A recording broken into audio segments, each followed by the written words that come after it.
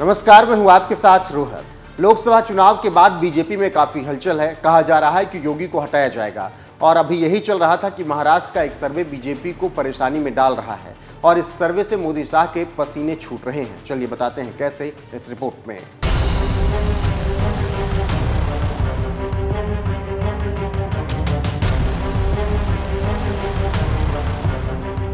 लोकसभा में सीटें क्या कम आई, पूरे बीजेपी में बवाल मचा है और यूपी से लेकर राजस्थान तक बवाल है।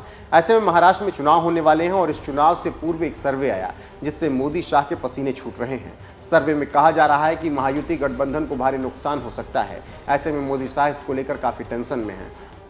सकाल मीडिया की माने तो 48.7% जनता चाहती है कि सत्ता परिवर्तन हो, जबकि 33.1% चाहते हैं कि महायुति मतलब बीजेपी शिंदे का गठबंधन बना रहे और उन्हीं की सरकार चले। वहीं 4.9% लोगों ने किसी के भी प्रति अपना मत नहीं दिया। अपने सर्वे में जब साकाल ने पूछा कि महाविकास में जाने से किसको सबसे ज़्यादा फायदा हुआ, इस सवाल के जवाब में लोगों का कहना है कि कांग्रेस को फायदा हुआ।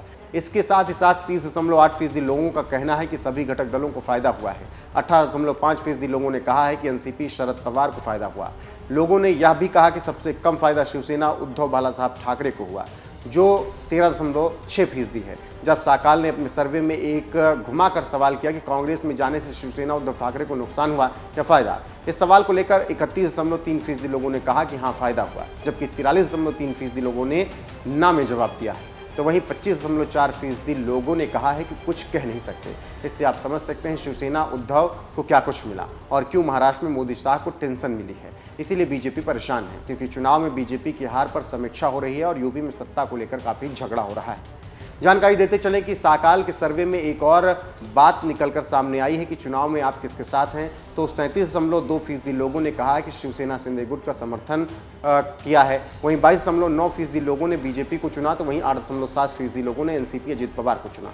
अंत में 31.1% लोगों ने अन्य का विकल्प चुना। इससे आप समझ सकते हैं कैसे महाराष्ट्र में सर्वे बीजेपी को नुकसान पहुंचा रहा है और क्यों मोदी शाह को परेशानी हो रही है। इसके साथ ही साथ यूपी में योगी और शाह की लड़ाई अब खुलकर सामने आ रही है और अब इसको लेकर खबरें भी बनने लगी हैं।